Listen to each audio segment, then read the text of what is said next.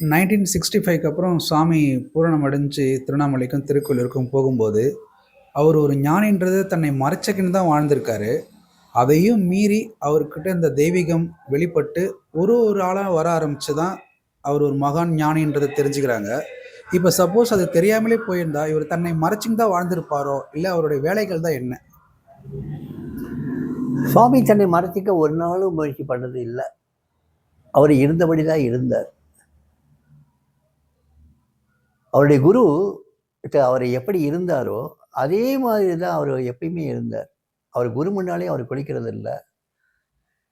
அவர் வந்து தன்னை வந்து ஒரு பேணி பாதுகாத்துக்கல. குளிர்காலத்தில் ஒரு சால்வையோ கம்பளியோ எதுவுமே பண்ணுறதில்லை. அங்கே பவநகரில் வந்து ராமதாஸ் ஆசிரமம் இருக்கும்போது அங்கே பாப்பா ராமதாஸ் அங்கே வர்றாரு. அப்போ இவரும் வந்து பார்க்குறாரு. பார்க்கும்போது எல்லாருமே சொல்கிறாங்க, சாமி இவர் ரொம்ப அழுக்காக இருக்கார் சாமி, பக்கத்தில் உட்காந்து சாப்பிட்றாரு, இங்கே ஆசிரமத்துக்குள்ளே வரும்போதாவது கொஞ்சம் சுத்தமாக வர சொல்லணும்ல சாமி, நீங்கள் சொன்னால் தான் கேட்பாரு, நீங்கள் அதை சொல்லுங்கள் சாமி அப்படின்னு சொன்ன உடனே பாப்பா ராமதாஸ் வந்து இவரை கூப்பிடுவார். கூப்பிட்டு இது நடந்தது வந்து 1953 நினைக்கிறேன். இவங்களோட நேராக சலூனுக்கு போ, க்ளீனாக சேவ் பண்ணிக்கோ, நல்லா ஹேர் கட் பண்ணிக்கோ, புது ட்ரெஸ்ஸு நல்லா குளிச்சுட்டு புது ட்ரெஸ்ஸோடு தான் இங்கே வரணும், செய்வியா அப்படின்னு சொல்லி கேட்குறாரு. நான் அதை பஜன்ஸ் முடிஞ்சதுக்கப்புறம் பண்ணட்டுமான்னு சொல்லி சாமி கேட்குறாரு. ஓ அப்படியே பண்ணு அப்படின்னு சொல்லி அவர் முதுகில் தட்டி கொடுப்பார். தட்டி கொடுத்தா நான் சாமி மெய் மறந்துடுவார். பஜனை முடிஞ்சோடனே அவரை கூப்பிட்டு போவாங்க. அவரை வந்து சலூனுக்கு கூப்பிட்டு போவாங்க. அவருக்கு ஹேர் கட் பண்ணுவாங்க. தாடி மீசை எல்லாம் நல்லா சேவ் பண்ணி விடுவாங்க. நல்லா குளிப்பாட்டுவாங்க. 4 பேர் சேர்ந்து அவரை குளிப்பாட்டுவாங்க. குளிப்பாட்டி அவருக்கு வந்து புது ட்ரெஸ்லாம் வாங்கி கொடுத்து மறுபடியும் பாப்பா ராமதாஸ் முன்னால் நிப்பாட்டுவாங்க. அப்போ பாப்பா ராமதாஸ் சொல்லுவார், இப்போ யாரும் அவரை வந்து அழுக்கடைஞ்சவன்னு சொல்ல முடியாது இல்லை, ஹி இஸ் ஸோ பியூர் அப்படின்னு சொல்லிட்டு போயிடுவார். அந்த மாதிரி பியூரிட்டியை சாமி எப்பயும் மெயின்டைன் பண்ணார். அதே பியூரிட்டி பாப்பா ராமதாஸ் பாராட்டின அந்த பியூரிட்டி உள்ள ஆடையை கடைசி வரைக்கும் அணிஞ்சிட்டே இருந்தார். அடுத்த சில வருடங்களுக்கு அணிஞ்சிட்டு இருந்தார். கடைசி வரைக்கும் இல்லை, அடுத்த சில வருடங்களுக்கு தன்னை பேணி பாதுகாக்கிறத மறந்தார். எப்பயுமே பாப்பா ராமதாஸ் உபதேசம் பண்ண ஸ்ரீராம் ஜெயராம் ஜெய ஜெயராம் இது சொல்லிகிட்டே இருந்தார். அவர் குடும்பத்தினர் பயந்தாங்க. அவரை வைத்தியம் பார்க்க முயற்சி பண்ணாங்க, நீ என்னமோ பண்ண பார்த்தாங்க. ஆனால் எதுவுமே நடக்கலை, எதுவும் நடக்கலை. கடைசியில் முழுமை அடைஞ்சி வர்றார். வந்ததுக்கப்புறமும் யாருன்னு காட்டிக்கணும்னு அவசியமே அவருக்கு ஏற்படலை. யார்கிட்டையும் போய் நான் ஞானி ஆகிட்டேன்னு சொல்ல முடியுமா? ஆனால் சில பக்தர்கள் தெரிஞ்சுக்கிட்டாங்க, அவருடைய அந்த மறைவாக இருக்கக்கூடிய அந்த தெய்வீகத்தை தெரிஞ்சுக்கிட்டாங்க, அறிஞ்சிக்கிட்டாங்க. அதில் முக்கியமான ஒருத்தர் வந்து யாருன்னா பெருமாள் சுவாமி, ஸ்ரீனிவாசன், கோவிந்தசாமி பிள்ளை, இவங்கெல்லாம் தெரிஞ்சுக்கிட்டாங்க. அந்த அழுக்கடைந்த கோலத்திலையும் அப்போ தலைப்பா கூட கிடையாது, தலையெல்லாம் விரிச்சி போட்டு பரட்டையாக இருக்கும், பிச்சைக்கார தோட்டம் தான் இருக்கும், பிச்சைக்கார தோட்டம் இருக்கும். சாமி தன்னை பற்றி சொல்கிறது அதை அப்படியே அட்ரஸ் பண்ணுவார். This dirty mad sinner, this dirty mad sinner, இந்த அழுக்கடைஞ்ச பைத்தியம் முடித்த பாவி இப்படின்னே சொல்லுவார் தன்னை அட்ரஸ் பண்ணிக்கிறது. அந்த மாதிரி இருக்கிறதுனால நிறைய பேர் கண்ணுக்கு அவர் பார்த்ததில்லை, அவரை பார்த்தா வெறுத்து தான் ஓடினாங்க. ஆனால் உண்மையான தெய்வ பக்தி உள்ளவர்கள், உண்மையான அந்த ஞானவான்கள் அவர் அடையாளம் தெரிஞ்சு வந்தாங்க. அவங்க போதும் அவருக்கு. ஆனால் எத்தனையோ சன்னியாசிகள் அவர் அடையாளம் தெரிஞ்சுக்கல, அவர் அவமானப்படுத்துனாங்க. அவரை வச்சே ஆசிரமங்களை சில காரியங்கள், சாமி சமாதி ஆனதுக்கப்புறம் சில காரியங்கள் பண்ண வச்சாங்க. ஐயோ அவங்கள பற்றி எதுவுமே தெரியாமல் அந்த மாதிரி சன்னியாசிகள்லாம் அவமானப்படுத்தியும் கூட சாமியினுடைய அந்த புனிதத்தன்மையை சாமி ஒரு நாள் விட்டு கொடுக்கல. அது வாட்டில் போய்கிட்டே இருந்தது. கவலைப்படவே இல்லை, அதை பற்றி கவலைப்படவே இல்லை. அவர்கிட்ட போய்கிட்டு இருந்தார். அவருடைய தெய்வீகத்தை காண்றதுக்கு ஒரு தனி தகுதி வேணும். அந்த தகுதி உள்ள பக்தர்கள் வந்தாங்க, அவரை பற்றி பேசினாங்க. எல்லாத்தையும் பேசி பேசி பேசி அந்த அவங்களுடைய அந்த பக்தருடைய பேச்சை கேட்டு அதில் ஈர்ப்பு அடைஞ்சி அதில் சாமியை பார்க்கும்போது சாமிகிட்ட அந்த தெய்வீகத்தை அந்த மற்ற மக்களும் பார்க்க ஆரம்பித்தாங்க.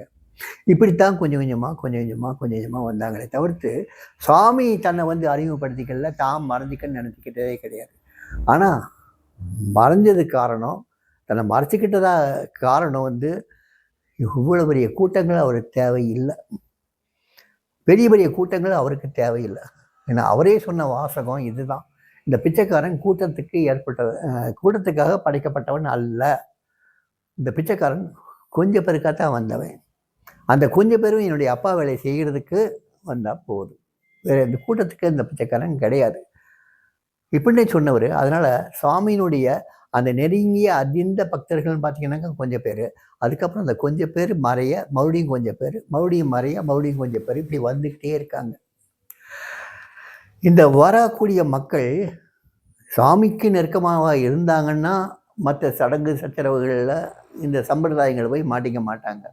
இந்த வரக்கூடிய பக்தர்கள் பூரா இந்த சம்பிரதாயங்கள், இந்த ஆசிரமங்கள், மற்ற ஒரு சம்பிரதாயங்கள், சடங்குகள் இதில் போய் மாட்டிக்கிட்டாங்கன்னா சாமிக்கு நெருக்கமாக அவங்க ஒரு நாள் ஆக முடியாது. இதை கடந்து சாமியுடைய வாழ்க்கையை தெரிஞ்சு, சாமியுடைய உபதேசங்களை கற்றுக்கிட்டு, சாமியுடைய வாழ்க்கை முறையை தன்னுடைய வாழ்க்கையிலையும் கடைப்பிடிக்க முனைஞ்சா சாமியுடைய அருள் பரிபூர்ணமாக கிடைக்கும். அவங்க தான் சாமியினுடைய உண்மையான பக்தர்கள்.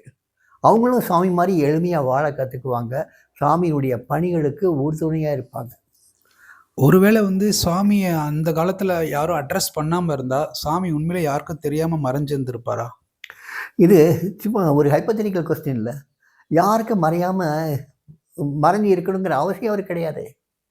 அவர் எங்கே மறைஞ்சிருக்க முடியும்? பிரம்மத்தை எதில் ஒழிச்சு வைப்பீங்க? நீங்கள் எதில் ஒழிச்சு வைப்பீங்க? அந்த மாதிரி ஒரு தெய்வ ஸ்வரூபத்தை, அந்த ஜோதியை நீங்கள் எதில் ஒழிச்சு வைக்க முடியும்? மறைக்கலாம் முடியாது.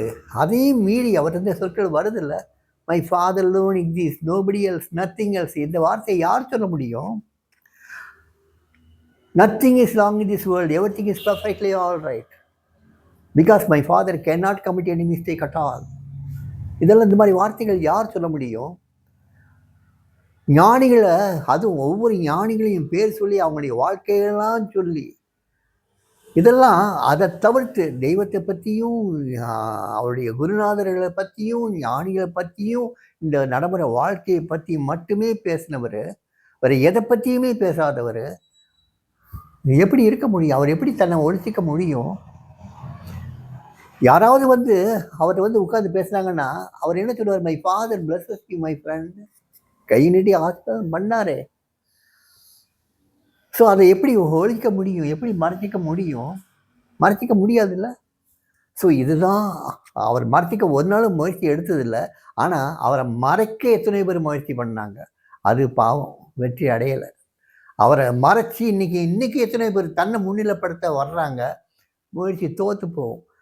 ஒரு வைரத்துக்கு முன்னால் கண்ணாடி கல் என்ன செய்யும்? கொஞ்சம் நேரத்துக்கு பிரதிபலிக்கும், வெளிச்சம் இல்லைன்னா போயிடும். இது அப்படி இல்லை, வைரம் உண்மையான வைரம். அதனால் இதை மறைக்கிறதுக்கு யாராலையும் முடியாது. ஆனால் ஒரு உண்மைன்னு ஒன்று இருந்ததுன்னா போலி அத்தனை இருக்கும். ஒரு ரூபா தீப்பெட்டிக்கே அத்தனை டூப்ளிகேட் வருதுன்னா விலை மதிக்க முடியாத ஒரு பொக்கிஷத்துக்கு எவ்வளோ டூப்ளிகேட்ஸ் வரும்?